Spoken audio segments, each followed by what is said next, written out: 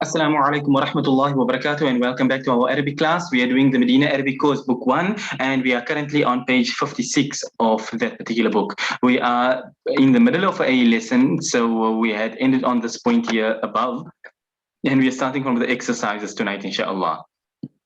So without any delays, let's begin. Bismillah walhamdulillahi wassalatu wassalamu ala rasulillah wa ala alihi wa sahbihi wa man wala.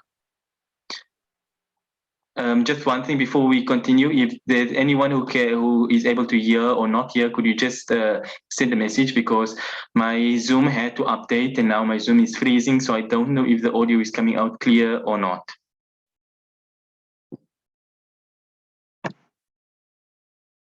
Okay, alhamdulillah, that's good. All right.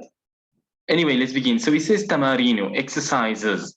So we've got the starting exercise number 1. It says أجب عن الأسئلة الآتية. Answer the following questions. So I'm going to just scroll down a little bit. Yeah, we've got a whole 22 of them. So I'll do the first one just so you understand. So number 1, he says Ma ismuka, but remember the squiggly stands for a hamzatul wasl. So we would say masmuka. So number 1, what you need to be able to do is to be able to read it, thus be able to translate it. Now you can say masmuka or masmuki because there's no harakat on it, there's no tashkil, fatha, kasra, dhamma. So whichever of the two you want to come out with, both of them are fine. But obviously if you're going to come with masmuku, then it's going to be a different story.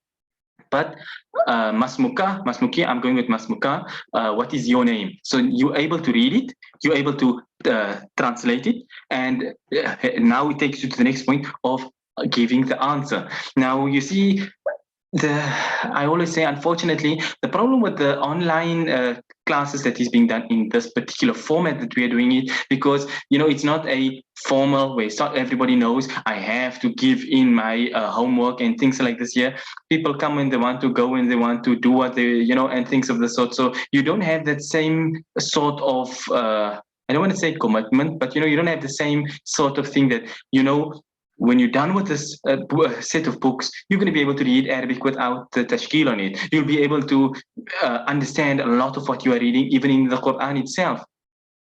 That's what the book will actually reach you to, that level, if you do it fully.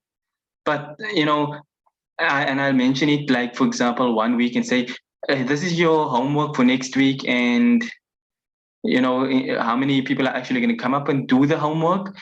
It's another thing. So you don't have, in a classroom situation where you've got the people there physically, if they don't do their work there, you're going to fail them, that sort of situation. Then and also it seems sometimes when people are paying for the classes, then they want their money's worth, so they'll study. So that's the downfalls of the online classes. You don't have the same sort of capability. So with the 50 something pages that we've passed by so far, you should be able to read the question, understand the question, and be able to give an answer to the question. Because just in our last class, we did for example, ismi, ism, name, and the ya is for me. So ismi Muhammadun, and so on and so forth. So it's something that you should be knowing. Okay. Ismuka kanita? Not exactly. Had it been ismi kanita, that would be 100% correct. Ismuka would be speaking to one man and saying, your name, you one man, your name is kanita. So the possessive pronoun is the wrong one here, but other than that, it's good. So in the context here, it would be ismi so and so, whoever you are. So ismi Ubaidullah, ismi Muhammad, ismi Mashhurur Rahman. Whatever your name may be, you would say ismi so and so. And that's how it works. So when we did, for example, I'm just going to go back just to reiterate things over here.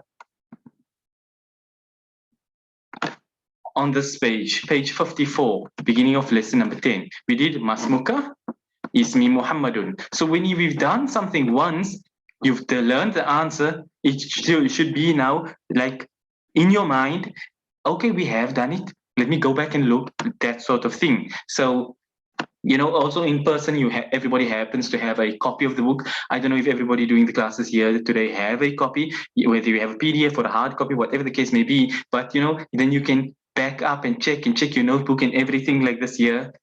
But you should see, for example, we've done this word. Ismi Muhammadun. My name is Muhammad.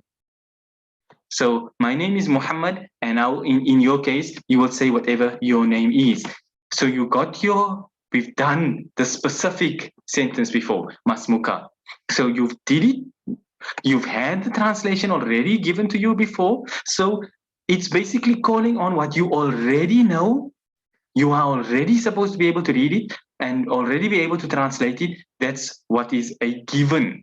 And then to be able to give your name, you all know what your name is, and we did the word ismi, and I did explain it last week, in fact, that you would say ismi and whatever your name is, like ismi Muhammadun. At least I touched upon the point, but when we did the Arabic pronouns, it's sufficient to show how the word is used. Kitabi, ismi, and whatever, what all and what not. It works in that manner. So you already have the tools all at your disposal.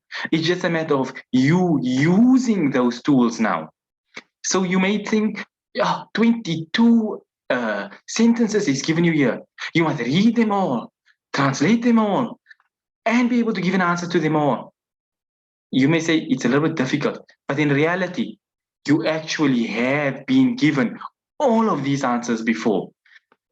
In your own way, you will modify it slightly to give the answer. In this case here, ismi, if you are a female, ismi Kanita. If you are a male, ismi Harun. For example, whatever the case may be. By the way, Harun is not an Arabic name in origin. It's a Hebrew name. It's been added into Arabic. So names such as those, they will not get tanween.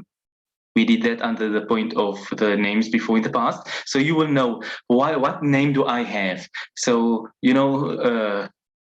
my name is such and such a thing. So how will I put it into the context when giving the answer? So if your name was Muhammad, you would say Ismi Muhammadun.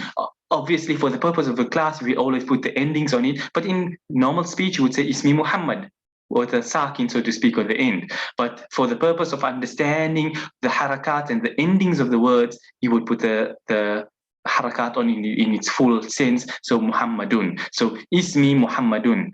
Ismi, Mashhudun. Ismi Harunu, not Harunun, and so on and so forth. That's how you would do it. But anyway, that's the first one. So number 2, Min aina anta? Where are you from? Now, if you look at the questions being asked here, it's the same ones that we had done just at the beginning of this lesson number 10. Okay, answer given over here. Ana min al Hindi. Okay, your transliteration. For the purpose of transliteration, I would say write it with 1A, not 2. Otherwise, a person may read it as ana. Why Hindi? Why not Hind? Okay, firstly, let me just complete what I'm saying. Ana, the word, like I said, the word is pronounced as ana. That alif is never ever pronounced. So I didn't make mention of this, at least for the purpose of transliteration. Transliteration is what? It's something that tells the person who looks at it, this is how I will pronounce it. So if they see it as A-N-double-A, it means ana. So ana min al Hind, for example. So transliteration should correspond with the way that you're actually pronouncing it. So keep that part in mind. So ana min al Hindi. Why not Hind? Why not Hind? Why Hindi? Hindi here is not the Hindi language. Hindi here is because it's got a kasra on. Why is it Hindi? Simple. Ana min. Min is a preposition. Preposition causes what? The word which follows it to get a kasra. Ana min al Hindi. So yes, that's correct because of min. So ana min al Hindi, ana min America.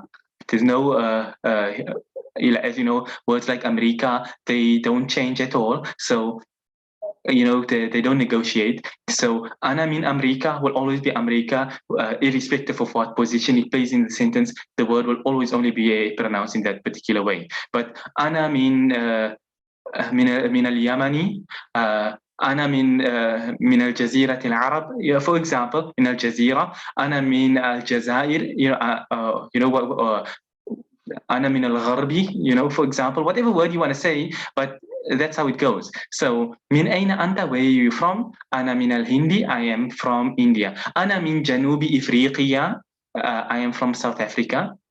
So wherever you are, أنا من إنكلترا. I'm from England. أنا من Bangladesh. If you are from Bangladesh, you know, you say whichever country you are from. It helps you with what? It's giving you the answers. We did, so for example, Ana min al Hindi before in the book, but you need to know where you're from. You happen to be from India, well and good. But I mean, other than that, you also need to see, where am I from? I'm from South Africa, so I need to answer in this manner. Yeah, I may say originally I'm from India, or I'm originally Ana min al-Shami, I am from Sham, whatever the case may be, but you must know where you are coming from, and you check up now, or if you don't know, you're welcome to ask. I'll give you the names, the Arabic name for it, but you are able to now say, I am from such and such a place, because you are not passing time by attending the classes here. At least I hope not. But the point is, you want to reach a point where you're able to read, you're able to understand, you're able to translate, and you're able to hold a basic conversation at the bare minimum. So if somebody asks you, where are you from? You know, you must be able to say, Ana min al Hindi, Ana min so and so, Ana whatever the case may be, things of that sort. The next, but anyway, min aina anta, we'll go with the answer which was given. Ana min al Hindi, I am from India. So that's number one and number two. Number three, ma lughatuka. What is your language? Lughati Urdiya. I tend to, I wouldn't say exactly call what I do nitpicking, but yeah, I always say, you know, when we're doing the Arabic classes, we pronounce the endings of everything. Why? Because it shows that you've understood how it is to be read. Now, you know, I've been teaching this book now for 10 years.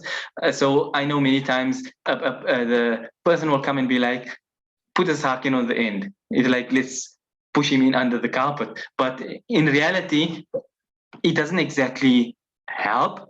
So, okay, the answer given was lughati urdiya. So you would say lughati, it would be al.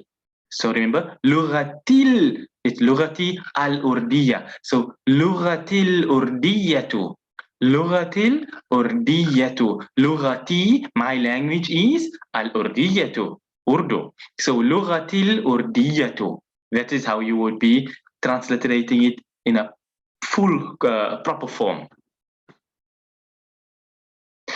I didn't know Urdu gets an al too. Yes. Why? Why does it get an al? It gets an al on account of the fact that we're speaking about a language. So al-Inkliziyatu, English. Al-Arabiyatu, Arabic. Al-Yabaniyatu, Japanese. Al-Siniyatu, Chinese. So on and so forth. So when you're speaking about a language, you will use it in that form.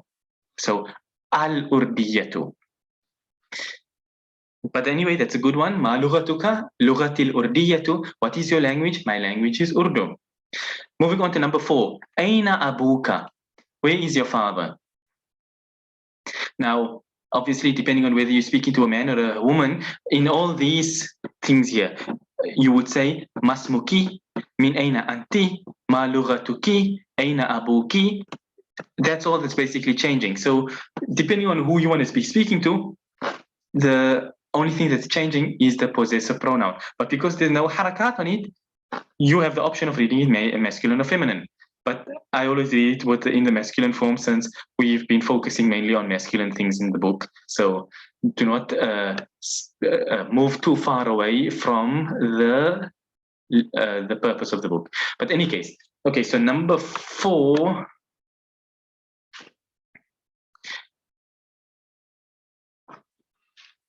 Number 4 said, Aina abuka?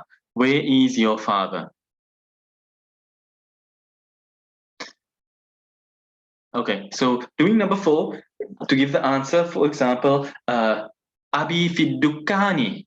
Abi fi dukkani. My father is in the shop. We did the word ad-dukkan before, the shop. So Abi fi dukkani. My father is in the shop. You can say your father is wherever you want to say he is, but what I mean is that Abi fi dukkani, my father is in the shop. Moving on to the next one. Aina ummuka. Where is your mother? Answer was already given, which is Ummi fil ghurfati. Very good. Ummi fil ghurfati. My mother is in the room.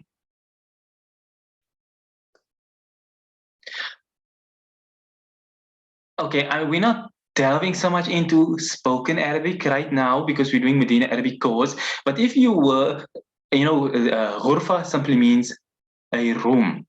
In a house, there's different types of rooms. There's a bedroom. There's a salah room. You've got your sewing room. You've got every different type of room in the house. So based on what room you are speaking about, you would also describe it accordingly. So when you do a kitab, for example, like Al-Arabiyyatu Bayna Yadayk, which is a book now, also another course like Medina Arabic course, but that one focuses on spoken Arabic, not really giving you the laws and things to be able to read and understand the Quran like this course, but it helps you, when you want to go there to the marketplace and buy a tea bag, then yes, Al-Arabiyyatu Bayna Yadayk will help you in that case there. But any case, so for example, Ghurfatun Nawm.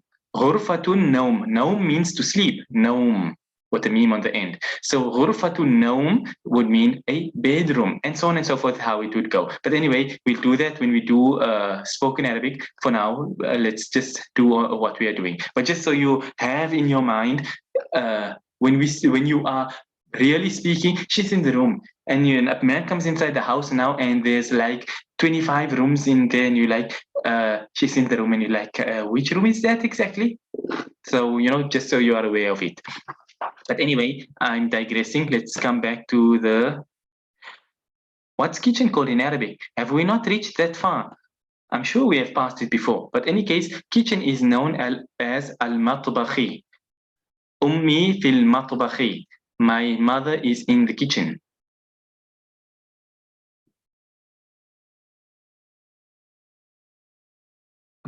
Okay, but anyway, so that was number 5. Correct answer, which was given. We did in the 5-minute ones, the 5-minute. If you are referring to the ones that were done on WhatsApp, then sure, we did it there, we did it here, we did it on my radio, we did it on Pal Talk, we did it on a number of different places before in the past. But yeah, it all basically comes down to the same thing. Moving on. Number 6, alaka akhun. Laka akhun. The questioning alif. Laka, belonging to you. Akhun, a brother. Do you have a brother? Alaka akhun. Do you have a brother? Now you must be able to answer. You would normally start with yes or no. Because obviously you've been asked a question, so you will respond to the question. You can say yes or you can say no, but proper manners demands that you don't just end by saying yes or no, but rather you explain beyond it. So alaka akhun, do you have a brother? So you would say na'am li akhun wahidun. Okay. Naam, laka akhawat. Okay. Laka, the person is asking you a question. Do you have a brother? And you're telling him you have sisters. Like, but anyway, you would say li. Li means the lam belonging to and the ya of possession, meaning belonging to me. So li akhun wahidun. I have one brother. For example, now depending on the amount of brothers you have, you would now use accordingly dual forms, plural forms, and so on and so forth. Or you would say la ma li akhun. No, I don't have a brother.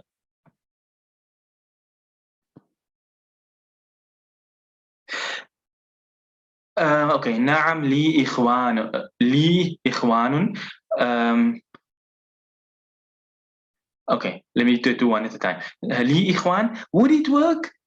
Yeah, you can say it would work, But when you are actually using it like this, normally what, yes, I have brothers.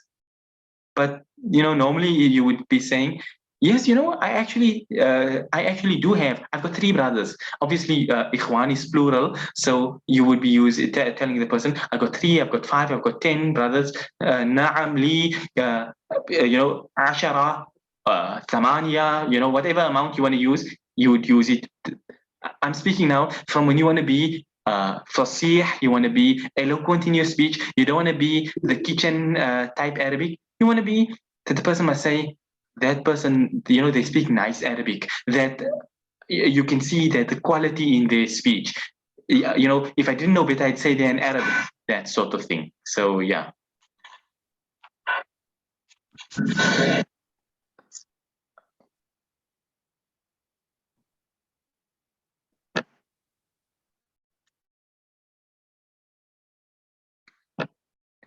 Okay. What is two brothers? Dual form, unfortunately, you see, the thing is, we haven't exactly done any dual form inside the book, but I'll give him anyway. Akhawani, li akhawani ithnani. Akhawani ithnani. Akhawani ithnani, dual form of both. So, li akhawani ithnani. I have two brothers. So, huma means those two. Those two. So in the context here, it doesn't fit in when answering a question when you're speaking about two people in a third person, in that context. So yeah, to answer the question correctly, li akhawani thnani, I have two brothers. Okay, an answer was given earlier of na'am ismu Muhammad. So you would say the na'am wouldn't exactly fit in. Oh, okay. Unless, okay, no. I'm reading the question wrong. I believe you are trying to say Naam ismuhu Muhammad. If you then the only thing which is missing is the possessive pronoun, the who. Ismu means, if you were to translate the sentence, Naam ismu Muhammad. Yes, Muhammad name. So it don't fit, something's missing. Yes, his name is Muhammad. So is what is missing. Is in Arabic is the possessive pronoun who. So na'am ismuhu Muhammad. Alaka akhun. Do you have a brother? Na'am ismuhu Muhammad. Yes, his name is Muhammad. Like that. Perfect answer as well. You don't have to say I have one brother. You can say yes. In other words, what is not said is the fact that the person knows you've got a brother and he's just confirming, do you have a brother? Like, which Harun are you now again? Do you have a brother? Because I remember Harun and he had a brother, his name is Muhammad. So you say, Naam, ismuhu Muhammad. Yes. In other words, yes, I have a brother, his name is Muhammad. So it works like that. So that was a good one. But yeah, moving on. So, alaka ukhtun. Do you have a sister?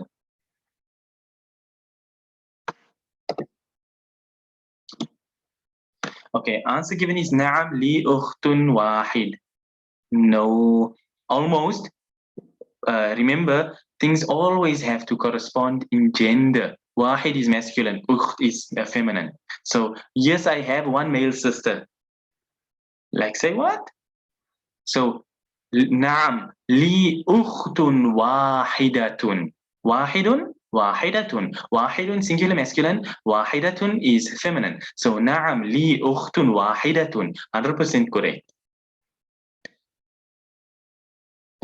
Okay, so that was number 7. Moving on to number 8. A'indaka sayyaratun. Do you have a car?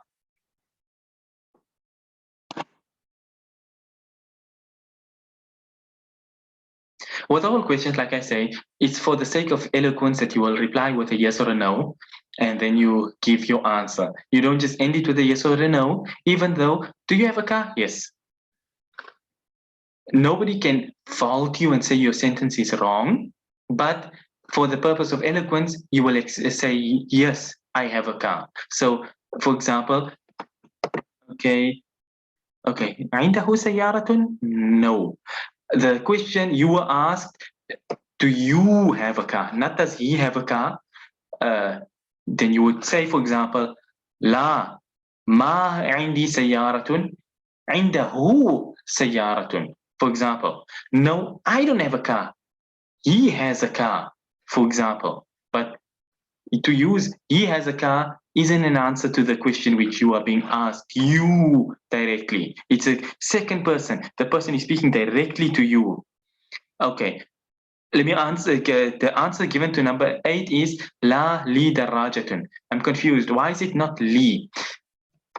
Good question. And we were running short on time last week, so we brushed over it.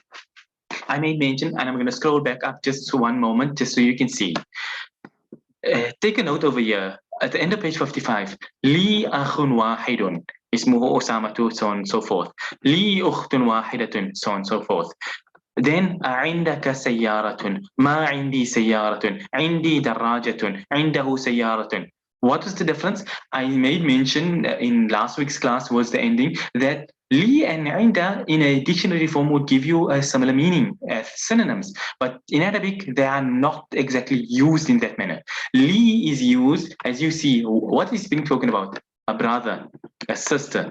So in Arabic, li is used for family members and for body parts. Li aynun wahidun. I have one eye. You know, for example, li anfun wahidun. I have one nose.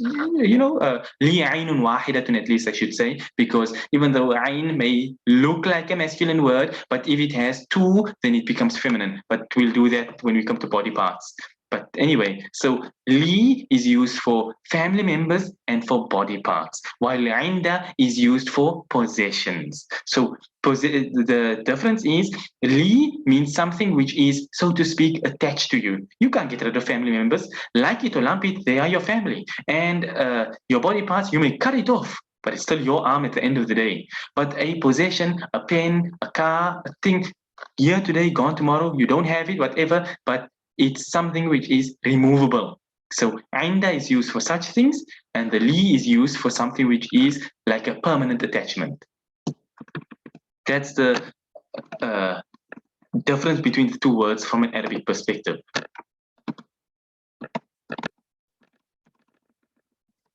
Okay, so عندك سيارة. Let me just see what answer was given here. لا, yeah. If you use the word عند, so عندي دراجة would have been the correct answer. For example, عندك سيارة, do you have a car? لا, عندي دراجة, not دراجتي. دراجتي would mean I have my bicycle. You know, while in English it may sound, I have my bicycle. What's wrong if I say that? But in Arabic, you would say, I have a bicycle. You know, from that aspect. Not I have my bicycle, but I have a bicycle. Or I have a car, not I have my car. Do you have a car? Yes, I have my car. You know, we didn't ask, have you got your car with you? We ask, have you got one? So you say, yes, I have one. That one type thing is why you use it in that manner.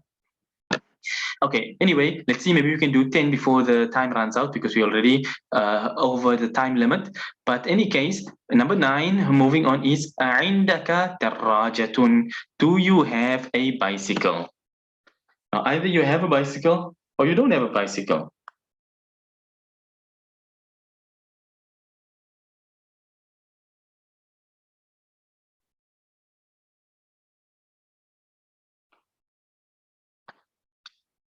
Okay, let's see. Answer given here. Why are they both la and ma in the above conversation with regards to عندي? Right at the end of the conversation. Let me just go up. Okay. You are referring to here, Muhammadun la ma عندي سيارة. The reason is because la is saying no.